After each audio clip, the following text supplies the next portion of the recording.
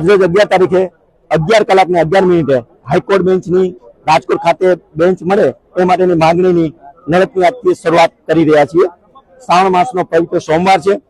મહાદેવની કૃપા પણ અમારા ઉપર થાય એવી પ્રાર્થના કરી અને આ માંગણીની શરૂઆત કરી છે। 4000 વકીલો રાજકોટ ખાતે પ્રેક્ટિસ કરી રહ્યા છે। આપણા બંધારણમાં ન્યાયની એક પ્રક્રિયા માટે એવી વાત છે કે ન્યાય સરળ હોવો જોઈએ અને સુગમ પણ હોવો જોઈએ। સરળ અને સુગમ ન્યાય તો જ કહી શકાય કે જો ઘર આંગણે મળે।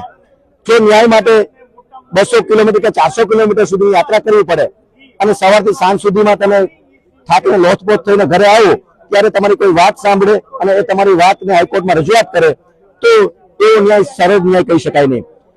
બીજું કે હાઈકોર્ટમાં કેસોની પેન્ડન્સી જોતા હાઈકોર્ટને આ બેન્ચ મળવી હાઈકોર્ટની આ બેન્ચ રાજકોટ ખાતે મળવી ખૂબ જ જરૂરી છે। કારણ કે જો વધુ બેન્ચો સ્થાપિત થાય તો જ ઝડપથી ન્યાય થઈ શકે।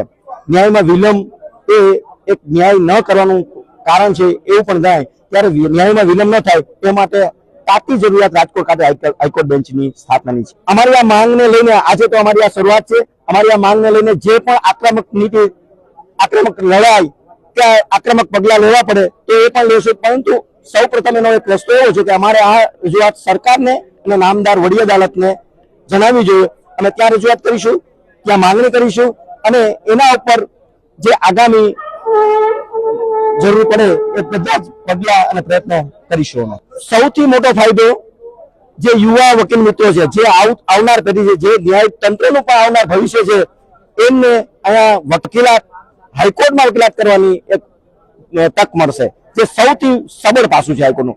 બીજું સબળ પાસું એવું છે કે ન્યાય માટે બહુ લાંબુ ન થવું જોઈએ। કોઈ ન્યાય ખર્ચાળ ક્યારેય ન હોવો જોઈએ।